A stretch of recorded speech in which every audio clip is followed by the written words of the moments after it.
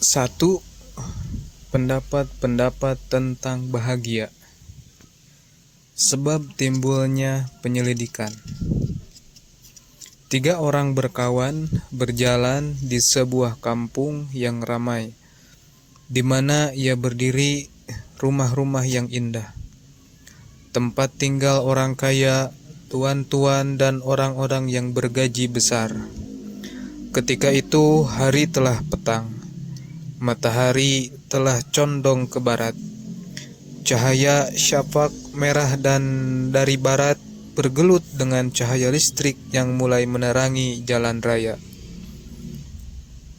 Di antara pergelutan siang dan dengan malam, beberapa orang duduk di muka pekarangan rumahnya bersama anak dan istrinya, sambil membaca surat kabar yang terbit petang sambil istirahat selepas pulang dari pekerjaan. Di atas terletak beberapa mangkuk teh. Si ibu sedang menyulam. Anak-anak sedang bermain kejar-kejaran di hamparan rumput halaman rumah yang hijau. Alangkah bahagianya orang-orang yang tinggal di sini, kata salah seorang dari ketiga orang yang bertamasya itu. Lihatlah, keindahan rumahnya bertikam dengan keindahan pekarangannya. Kecukupan perkakasnya bergelut dengan puasan hatinya.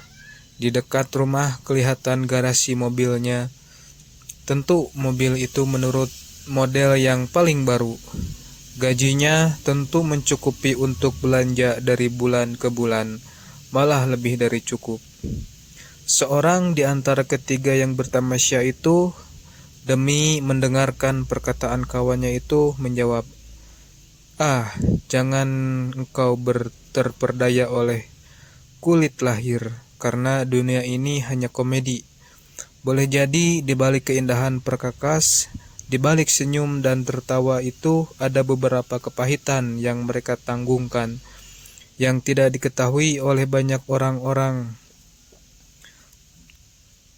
Banyak orang yang tertawa sedang hatinya luka parah. Banyak orang yang tertipu malah cahaya panas di waktu terik di tanah lapang luas. Disangkanya cahaya itu air, demi bila dia sampai ke sana hanya pasir belaka. Banyak sekali keadaan yang rahmat dipandang lahir, tetapi pada batinnya laknat. Hanya sekian perkataan yang menjawab. Kalau begitu, apa arti bahagia dan di manakah batasnya? Seorang mengatakan bahagia itu didapat oleh orang yang mempunyai kekayaan cukup. Karena jika ada kekayaan, segala yang dimaksud tentu tercapai. Orang kaya di mana dia tinggal, perkataannya didengar orang. Salah-salah sedikit dimaafkan orang. Uang laksana madu lebah. Segala macam semut dan kumbang datang menghirup manisnya. Sengsara ada pada kemiskinan, meskipun benar perkataan yang keluar dari bibir, kebenaran itu tidak akan tegak karena tidak bertulang punggung. Tulang punggung ialah harta. Di dalam satu perhelatan atau pesta, maka sultan-sultan dan baginda-baginda dudukkan orang di depan rumah. Sedang si miskin harus di muka jenjang saja. Yang lain mengatakan bahwa kemuliaan dan bahagia itu pada nama yang masyhur dan sebutan yang harum. Mentereng, dijadikan orang buah bibir, dipuji ke tengah dan di ke tepi, itu bahagia katanya, yang lebih berharga daripada harta benda. Karena kekayaan dunia tidaklah akan dibawa mati, tetapi nama baik tetap diingat orang. Buah pemikiran ini tiada mau putus-putus, sebab itu timbullah keinginan hendak menyelidiki lebih jauh. Telah kita dengar bagaimana ukuran bahagia dan kaidah orang. Semua makhluk anak Adam ini rupanya ingin bahagia, bukan saja mengetahui bahagia, tetapi mengecap bahagia. Seorang tadi mengatakan bahagia itu lantaran banyak harta. Tahukah apa sebabnya dia berkata begitu? Perkataannya itu rupanya timbul lantaran putus asa. Agaknya berkali langkahnya tertarung sebab dia miskin. Kerap maksudnya tak berhasil sebab dia fakir. Lalu diputuskannya saja bahwa bahagia itu pada uang. Lain tidak, barangkali yang sudah pernah pemikirannya tidak diterima orang padahal benar. Hanya karena dia tidak punya uang, tidak kaya, lalu orang lengahkan saja. Jadi kaidahnya itu adalah dari hati yang kecewa. Seorang lagi dilihatnya ada beberapa pemimpin dan penganjur suatu paham, seperti Hitler dan Mussolini, dihormati oleh rakyat Jerman dan Italia setinggi langit.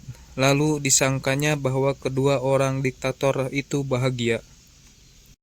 Kalau kita perturutkan, bahagia itu mempunyai kaidah: sebanyak orang, sebanyak penderitaan, sebanyak pengalaman, sebanyak kekecewaan. Orang fakir mengatakan bahagia pada kekayaan. Orang sakit mengatakan bahagia pada kesehatan. Orang yang telah terjerumus ke lembah dosa mengatakan bahwa terhenti dari dosa itulah kebahagiaan. Seorang yang rindu atau bercinta mengatakan hasil maksudnya itulah bahagia. Seorang penganjur rakyat berpendapat bahwa kemerdekaan dan kecerdasan umat bangsa yang dipimpinnya itulah bahagia.